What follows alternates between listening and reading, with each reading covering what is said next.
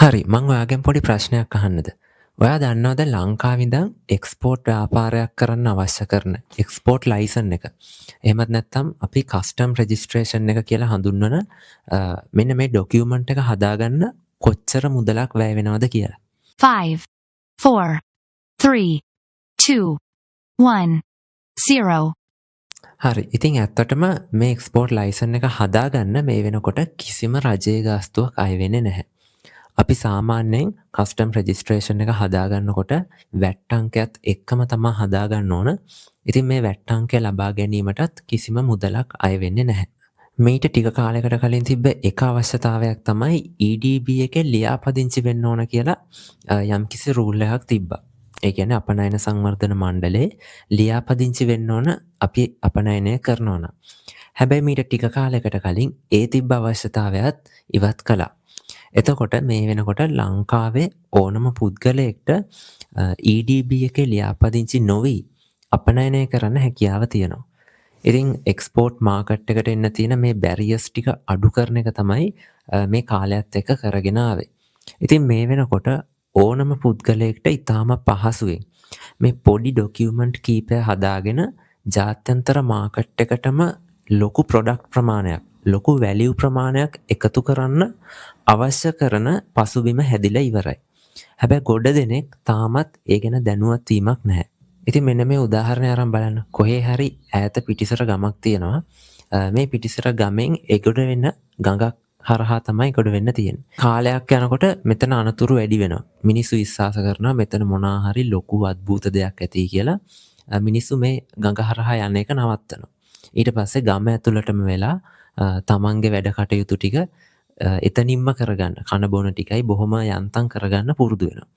ඉතින් කාලයක් ගියට පස්සේ එළි වෙනවා මෙතන කිසිම අద్భుත දෙයක් නැහැ. මෙතන තියෙන්නේ බොහොම මේ අනතුරුදායක ස්ථානයක් තියෙන එක විතරයි කියලා. නමුත් තාමත් මිනිස්සු ඒ ගඟ හරහා එතර වෙන කටයුතු කරන්නේ නැහැ. මොකද ඒගොල්ලෝ පුරුදු වෙලා ඉවරයි අර පරණ විදියටම හැමදේම පොඩියට යන්තම් කරගන්න.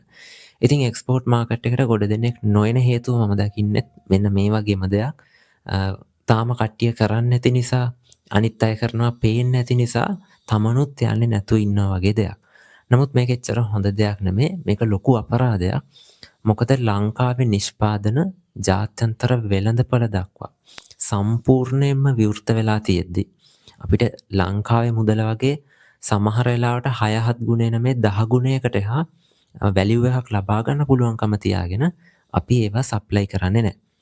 උදාහරණයක් විදියට ලංකාව ඇතුලේ ඇල්බා කියලා හඳුන්වන කුරුඳු විශේෂය හොඳම කුරුඳු විශේෂය සාමාන්‍යයෙන් කිලෝ එකක් ආසන්න වශයෙන් රුපියල් 5000ක් වගේ වෙන්නේ. හැබැයි මේක ඔයාට පුළුවන් නම් දැන් අපිට සාමාන්‍ය සප්ලයි කෙනෙක්ගේ ඔය මුදලට ගන්න පුළුවන්. 4500ත් 5000ත් අතර දෝලණය වෙන අගයක් තියෙනවා. ඒකම අපිට හරියට පැක් කරලා මැනුෆැක්චර් කරන්න පුළුවන් නම් ග්ලෝබල් මාකට් එකට ඔයාට ඩොලර් 100කට එහා ගිය මුදලකට මේ කිලෝ එක අලෙවි කරන්න පුළුවන්. එතකොට අන්න ඒ වගේ ලොකු වැලියු එකක් තියෙනවා මේ නිෂ්පාදන වලට ඉන්ටර්නැෂනල් මාකට් එකේදී. හැබැයි අපි මැනුෆැක්චර් කරන්නේ අපි ඒව ඉදිරිපත් කරන්නේ මොකද මේ නොදැනුවත්කම හින්දා. ඉතින් කුරුඳු විතරක් නෙමෙයි ඕනම නිෂ්පාදනයක් එක්ස්පෝර්ට් කරන්න පුළුවන්. සමහර කට්ටිය අත්කම් නිර්මාණ වගේව කරනවා. කිසිම බැලූ බැල්මට වටිනාකමක් පේන්නේ නැහැ. හැබැයි තමන්ගේ නිර්මාණශීලීත්වය ඉතාම ඉහළ මුදලකට ඉන්ටර්නැෂනල් මාකට් එකේ අලෙවි කරනවා. මේ වගේ ඕනම දෙයක් එක්ස්පෝර්ට් කරන්න පුළුවන්. භාණ්ඩයක් වෙන්න පුළුවන්, සේවාවක් වෙන්න පුළුවන්. අද වෙනකොට ඉතාම පහසුවෙන් ඕනම නිෂ්පාදනයක් එක්ස්පෝර්ට් කරන්න අවස්ථාව තියෙනවා. ඉතින් මේකට තව පොඩි දේවල් ටිකක් ලෑස්ති කරගන්න ඕන. ඕගොල්ලෝ ඉන්ටර්නැෂනලි අපි වැඩ කරනකොට ගොඩක් වෙලාවට ෆොරින් කරන්සිස් එක ගනුදෙනු කරන්න ඕන. ඉතින් මේවා හරිම ලේසි. මේවට කිසිම ගාස්තුවක් අය වෙන්නේ නැතුව කරගන්න පුළුවන් දේවල් තමයි තියෙන්නේ. නේද? මේ ෆැසිලිටිස් මේ වෙනකොට තියෙනවා. ඉතින් අපි මේ සම්බන්ධ තොරතුරු ඉස්සරහට අරගෙන එනවා. ඉතින් මේ පොඩි දැනුවත් කිරීම කලේ අපිට මේ අතේ දුරින් තියෙන මේ ලොකු මාකට් එක අපි රීච් කරන්න නැති හේතුව පොඩ්ඩක් පැහැදිලි කරන්න. ඒ නිසා එක්ස්පෝර්ට් කරන්න කවුරු හරි බලාගෙන ඉන්නවා නම් මේක හොඳම අවස්ථාව. ඊටාම ඉහළ වෙළඳපළ ඉල්ලුමක් තියෙන ලොකු අවකාශයක් තියෙන අවස්ථාවක් තමා මේ. හරි එහෙනම් අපි ඊළඟ වීඩියෝ එකෙන් හම්බ වෙමු. තව වටින ලෙසන් එකක් ඊළඟ ස්ටෙප් එකට වැදගත් වෙන දෙයක් ඊළඟ ලෙසන් එකෙන් අරගෙන එමු.